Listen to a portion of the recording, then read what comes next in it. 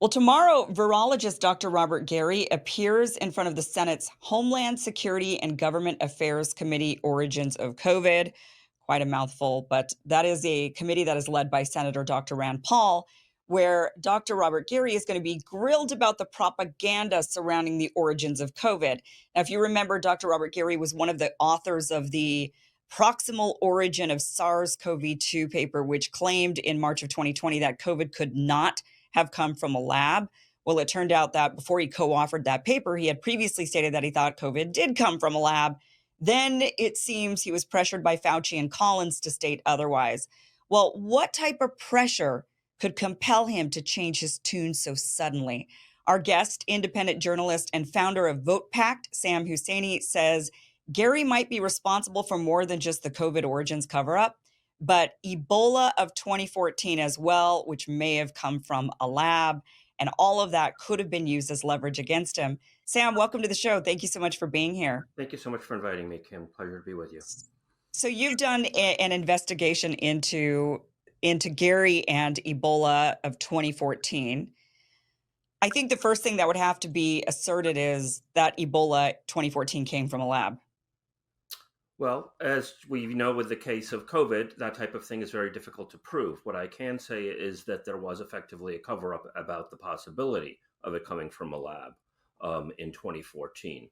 The dominant narrative is full of holes, and it seems to have been set out to construct a narrative whereby they effectively framed Guinea. There are these labs, US-run labs by the Viral Hemorrhagic Fever Consortium, which Gary is president of, in Kenema, Sierra Leone.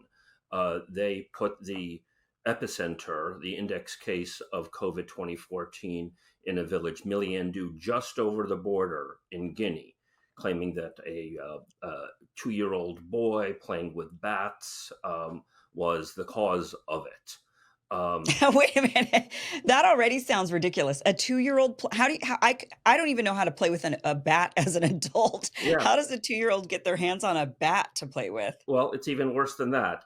He was actually 18 months. They misreported his age, making it even less likely that he was playing with bats. And also, they didn't find any bats that had Ebola in the village. They claimed that, oh, they were in this tree that got burned down. And therefore, by the time they got there, all of the Ebola was gone. All prior cases of naturally occurring Ebola were 1,000 miles away in a very different environment in Central Africa. We're talking West Africa here. It's literally 1,000 miles away. And in those prior cases, there was a die-off of the primates in the vicinity when there was a natural outbreak. There was no such die-off of primates. There are a whole series of inconsistencies that point to that, in fact, it came from a lab. When Doctors Without Borders finally got into the area, they found that the cases of Ebola in the area were dramatically undercounted in Sierra Leone, meaning that the firms that were part of the consortium, part of the Viral Hemorrhagic Fever Consortium, were undercounting the cases in Sierra Leone, again, part of a concerted effort to pretend that the epicenter came from Guinea. That firm was actually Metabiota, which might ring a bell with people vis-a-vis the situation and some of the scandals in Ukraine. So you see a lot of interesting players involved in this scene in West Africa that could have the responsibility for that outbreak. Okay, so is that the accepted, like, yeah, this is how Ebola 2014 happened. This 1.5-year-old kid was playing with bats. That's what today they say that's what happened. That's what they say happened in the high prestige, well funded outlets, both scientific and otherwise, Okay. driven by many of the same players who made that same series of claims on COVID. So it's part of a structure. Okay. So they're claiming kid is what is the reason behind Ebola.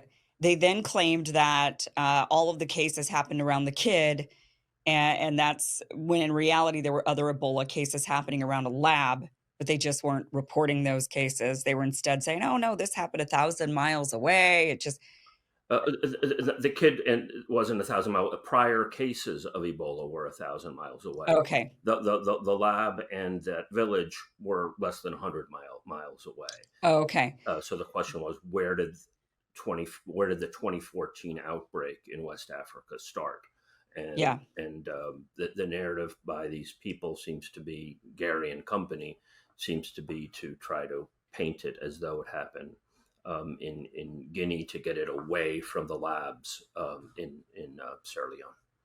Right. And back then, people weren't really questioning things as much, I suppose. I mean, now people are starting, the door is the crack is there now, and so we're all wanting to open it wide open. Well, And that's generally true, except Africans were uh, questioning it. So, and they were, of course, dismissed as stupid, crazy, ignorant Africans.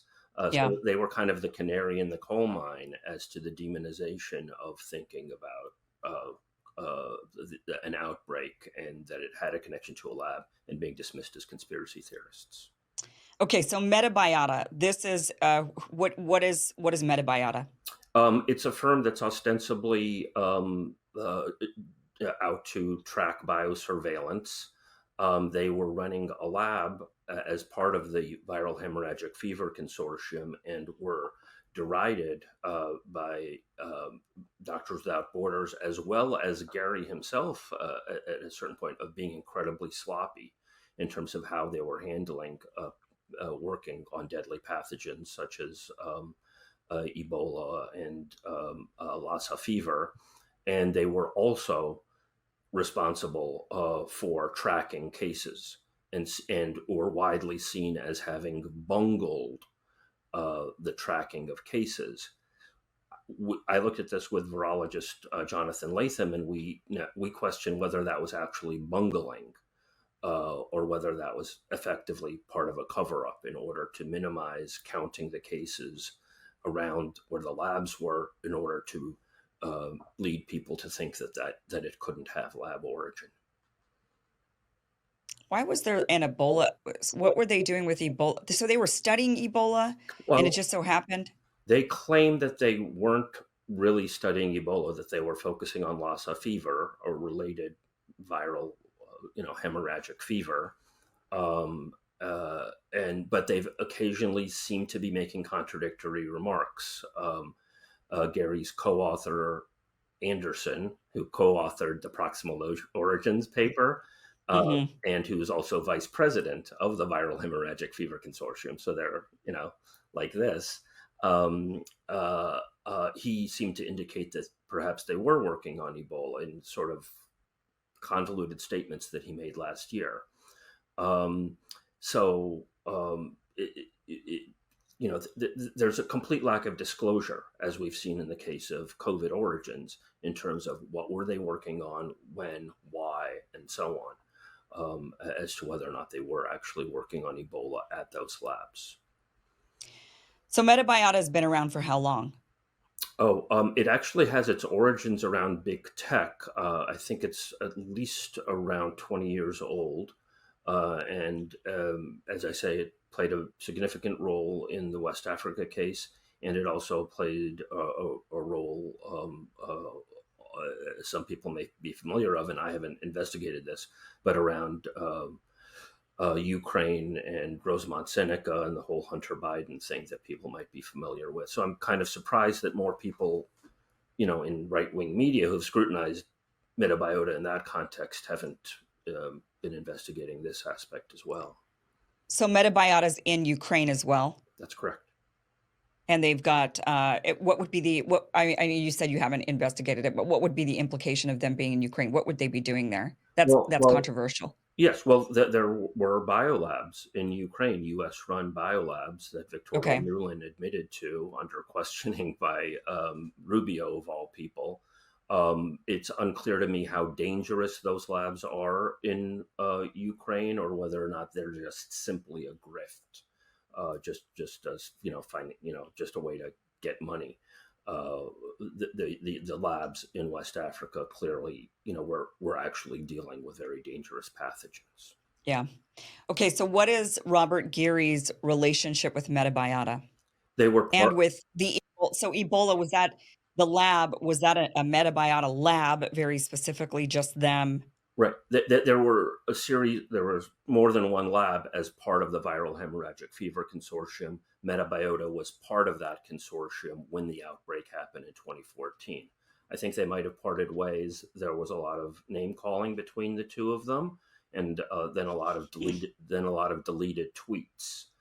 Okay. So it seems like they were potentially sort of fingering each other as So that's they're the Robert floppy Geary and one. Metabiota, you're Yeah. saying that they had a falling out? Yeah, at certain points they were finger pointing at each other. That seems to have been smoothed out. Um, it's fairly evident. There are some other aspects of the story that I'd love to get into. It's Yeah, fairly evident.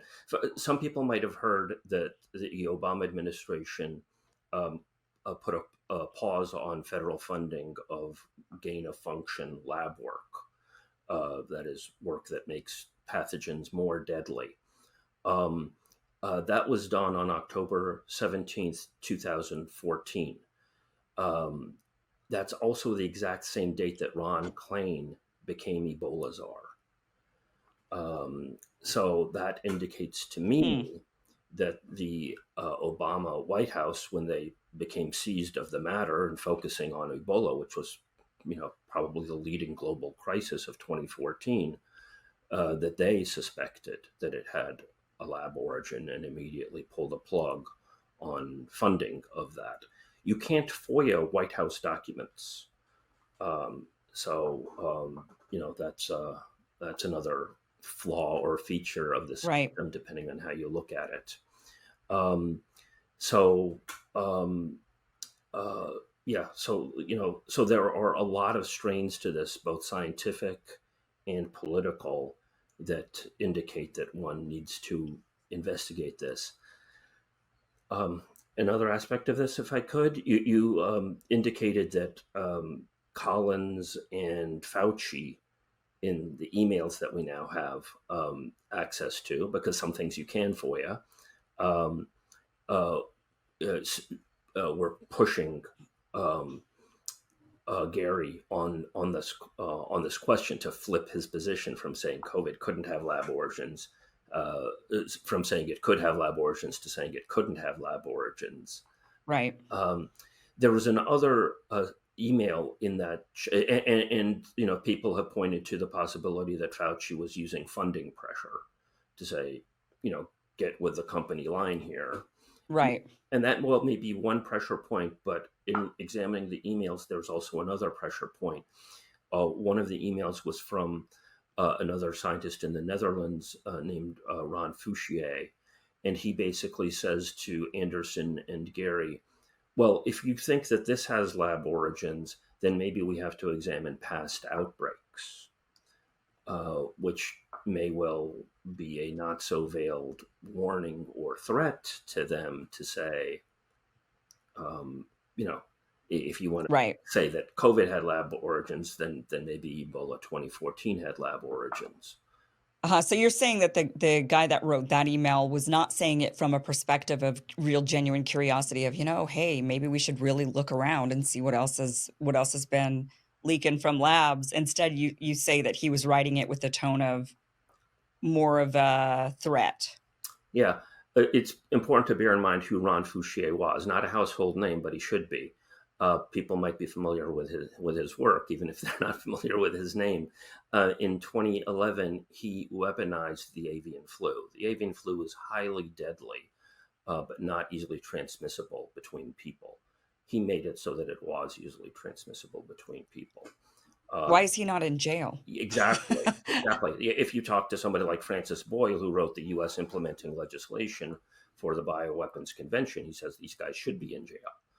Um, even in the mainstream at the time, this caused a hubbub. The New York Times wrote an editorial entitled "An Engineered Doomsday" in 2012, saying, why are we doing this? And then, why are we publishing the results so that, any, terrorist groups, that was their primary concern, could potentially replicate this experiment and so on. So Ron Fouchier was in a lot of these email chains regarding these papers that were coming out in 2020 to discount the possibility that COVID didn't, could have come out of a lab. But he didn't sign any of them. Hmm. And he didn't sign any of them for a very obvious reason. His name is notorious. And anybody who has, even a bit of familiarity in the subject, if they saw Ron Fouchier signing proximal origins or signing the Lancet letter, which was, organized by largely by Peter Daszak, if they saw Ron Fouchier's name on there, they would say, "Whoa, what the Yeah. hell is that? What's going on there?" Um, Okay. So, can you just kind of clarify a little bit more on how Robert Geary is connected to the Metabiota lab they, in Africa? Sure. He is president of the Viral Hemorrhagic Fever Consortium. Okay. This group that has, he's from Tulane, and this guy Christian Anderson is from Scripps Research, and they're also associated with the Broad Institute at MIT and Harvard. And Metabiota was another partner with another lab within their broader rubric. So they were partners at the time. Okay. So you think he would have known that there was probably a lab leak that had happened? He was part of the cover up of that lab leak, trying to At least the help out one of his partners? Potentially, at least the possibility thereof. Sure. So it needs to be investigated, is what you're saying. Absolutely. Yeah. It's one of these cases again, part of this world of, biowarfare and bioweapons. The ambiguity of it is part of the attraction of it, Right. because it's hard to trace. So you need So disclosure. this would show a pattern of this type of behavior and really would bring to light a bigger problem we have, or at least it would solidify the fact we've got a problem within the scientific community and them doing this type of research. Absolutely. People think of science as a pursuit of truth, and over time, scientists will gravitate towards that. A new generation of scientists will look at something with fresh eyes. But when you have a field that is distorted by funding from military, from a effectively militarized NIH, Yeah. that completely distorts the field and the priorities of the field. So tomorrow, Robert Geary goes in and he sits in front of Rand Paul and his committee in the Senate, and he's going to be grilled about, I would imagine, about the flipping of his narrative, right? Correct. Going from, oh, this looks like it came from a lab to suddenly, oh, no, it didn't come from a lab. And here's a paper. And anybody who questions a lab origin, anybody who claims there might be a lab origin is a conspiracy theorist. Correct. Correct. That's what Gary's line was in 2020, when the entire world, was focusing on this question. Right. And if the global public understood in 2020 that it could have lab origin, you would have seen massive calls for, very, very serious reform on the subject and investigation of past outbreaks.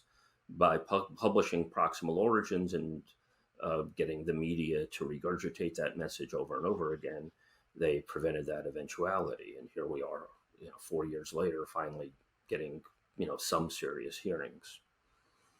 It seems to me like the easiest thing for these scientists to do would just be to blame it on China. Say, okay, yeah, it was a lab leak, but it was China's fault. China did it. Why do you think they're not doing that? Why do you think that they're all, that would be the easy thing to do, right? So why are they not doing that? Well, some of them are. I mean, some of the Republicans, at least in Congress, are focusing on trying to blame China, or to some extent blaming Fauci, rather than looking at these more systemic questions about, Right. but some of the scientists are doing that to some extent increasingly. Well, we don't know.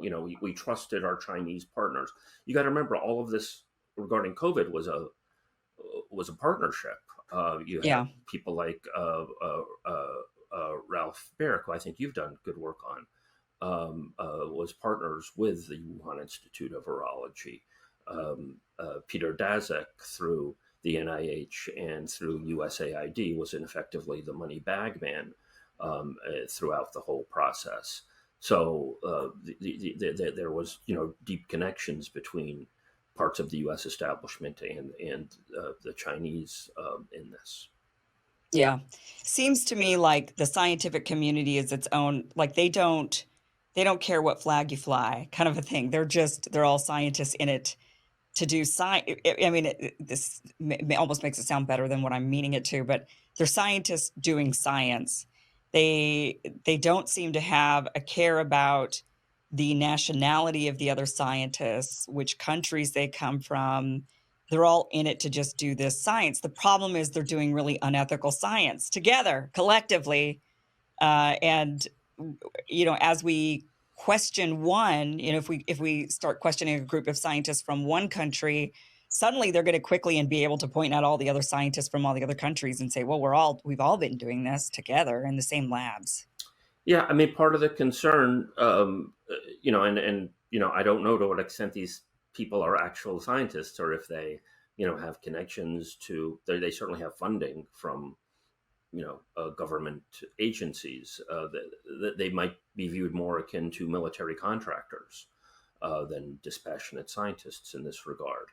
They are probably trying to avoid getting into a situation where they and the Chinese start fingering each other Right. in terms of no, they did it, no, they did it, Yeah, they yeah. did it, that kind of thing. There's probably a lot of exposure there. I would think that.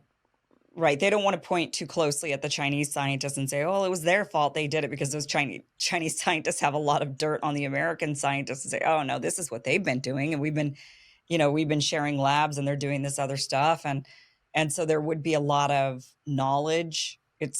So if we implicate one in a crime, then they could turn around and implicate the other, and so everybody it's kinda like Congress, both sides of Congress, right, Republicans and Democrats, they're all a bunch of crooks, in my opinion, and they know it. They know the other side's crooks, but they don't wanna go after them for that because then, "Oh, no, it would implicate me," so they try to find other stupid things to go after each other for that might not implicate themselves.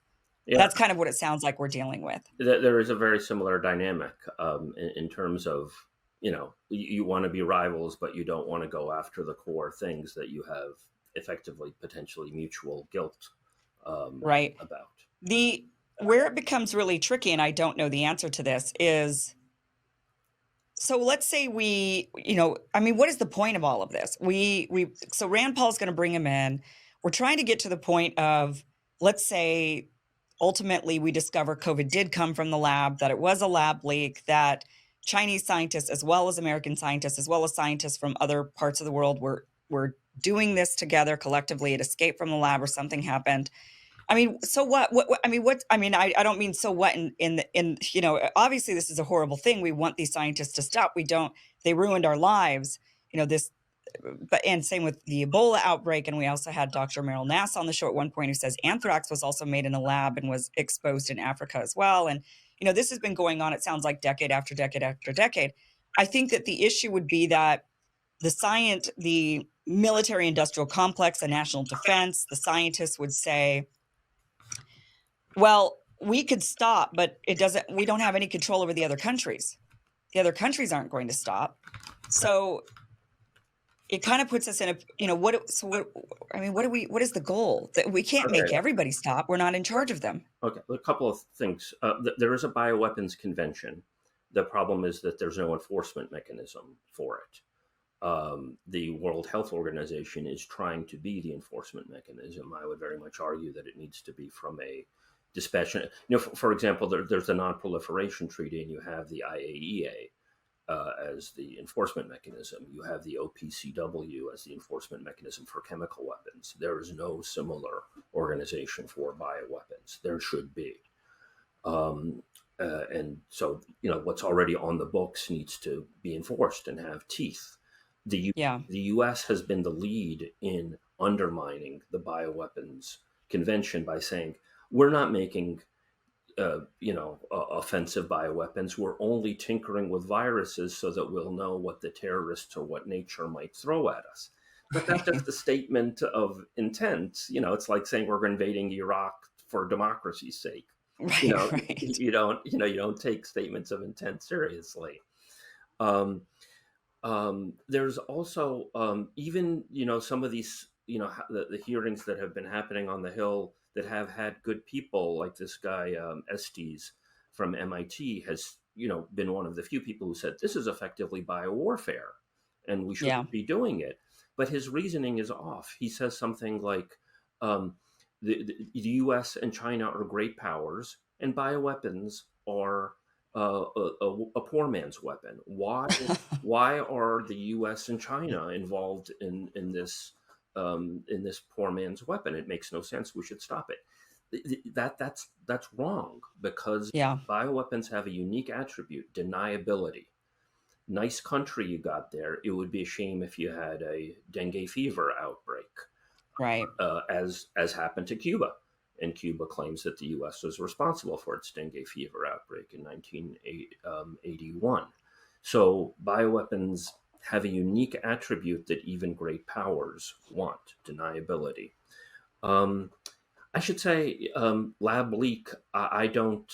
I avoid the term lab leak because I don't know that COVID was intentional, but I'm not willing to say that it wasn't. This could have been a case of the U.S. framing China as responsible, Right. because they were partners. U.S. scientists would know how to frame them, for example. Um, so just caution about the terminology. You're absolutely right in bringing up the anthrax attacks. The anthrax attacks were right after the 9/11 attacks. They were a false flag attack on the U.S. Congress. The Hmm. letters came with "Death to America, Death to Israel, Praise to Allah," and they were mailed to members of Congress, including members of Congress who were most skeptical of things like the Patriot Act that the Bush Cheney White House was ramming through. It suspended Congress. It launched the forever wars, like the Afghan invasion. So, and it was never investigated. Hmm. Congress never investigated a bioweapons attack on itself. So there's I think this does go deep. It's an existential threat to humanity, and it's a mechanism whereby whole societies could be derailed Yeah. Oh, for sure. at the drop of a hat. So I think it needs. It's Mhm. it's such an irresponsible weapon to be using anyway. I mean, we saw what happened with COVID. You can't stop the spread. No, You you just can't. can't. So you can't protect your own people That's correct. from this weapon that you unleash That's true. onto the world. It's just so the goal would be ultimately to create some sort of an organization or like an overseeing, sort of like how we have with nukes, right? We know which countries have nukes. We try to prevent other countries from developing nukes. There's been some watchdogs that look after and see are they developing, do they have the tools and the science and the ability? And so there's this kind of overseeing and you think that ultimately what we should be kind of striving for is sort of a same sort of overseeing of biological warfare. Well, uh, it really should be the elimination of biological warfare. Right. That is, I mean, again, Francis Boyle, who wrote the U.S. implementing legislation for the Bioweapons Convention, he argues that BSL-3s and BSL-4s, the highest level labs that deal with pathogens like Ebola and the Spanish flu and the avian flu and so on, should be outlawed. That they just shouldn't exist and this work shouldn't be done. Other people argue, for restricting it, like have one lab in Antarctica, and and people have to quarantine for a month when they go when they get out of there. Mhm. If some aspects of this work absolutely need to be done for some reason. So, but there's a very serious case that this is effectively biowarfare um, under a false pretense of vaccine development and so on and so forth. Right, right. Richard Ebright will be testifying tomorrow as well, and he argues this is all bunk. This type of gain of function lab work has never led to any actual positive outcome. Yeah, yeah, interesting. Well, we will, definitely be watching those hearings tomorrow, and I think you bring up really good points here that hopefully, members of the committee tomorrow will maybe watch this and actually take some notes and bring this type of stuff up of this pattern and, try to get to a deeper Like, "Hey, did you do this before? Did you do it again?" I mean, that pattern right there is, I think, extremely important when you're implicating somebody in a crime or in a cover up. So very interesting, Sam. Thank you for being here and kind of breaking this down. I mean, a lot of people are not looking at this and the history. You're doing great investigative journalism work on this, and more needs to obviously be investigated. So really appreciate your time. Thank you so much, Kim. So people can find you. I do have your Substack link below, and also your organization, Vote Pact. What is that organization? I know It you're the adv- founder of it. sure. It advocates for left-right cooperation, particularly in terms of strategic voting. So, for example, instead of one person self-loathingly voting for Biden and their friend self-loathingly voting for Trump, that they pair up and both vote for the other candidates, independent third-party candidates of their choice. So you're in effect siphoning votes in pairs, freeing people from the Okay. duopoly, because so many people are just voting against the other guy, Right. right? So if you pair people up, then they can break out of the duopoly, whereas they might not have the courage to vote their actual preferences because they fear that they would in fact be helping the The left. other side, right. Yeah, that's interesting. It's an interesting strategy because that is a fear that people have when it comes to voting third party, Mhm. is they say, "Oh, just I'm just helping the other guy win. I'm helping the duopoly win, just not the side that I would ultimately prefer if I have to choose the two one, the lesser of the two evils, I suppose." So this instead would siphon off a vote from both sides and then go towards that third party so that we could actually try to develop and build a robust um, political system rather than the duopoly that we have going on right now. Exactly. Really, really smart. All right. Well, we have the link down below for Vote Pact as well. Sam Husseini, thank you for being here. Thank you, Kim. Thank you for watching this clip from the full Kim Iverson show, which you could catch just by heading to that link down below, KimIversonShow.com. You can watch the full show from what you just watched, or you could catch the full show live Monday through Friday, live streams, 5 p.m. Pacific, 8 p.m. Eastern at KimIversonShow.com. See you then. Be sure to like, share, and subscribe. Never miss an episode. Never miss a clip. Never miss a segment. Thanks, guys.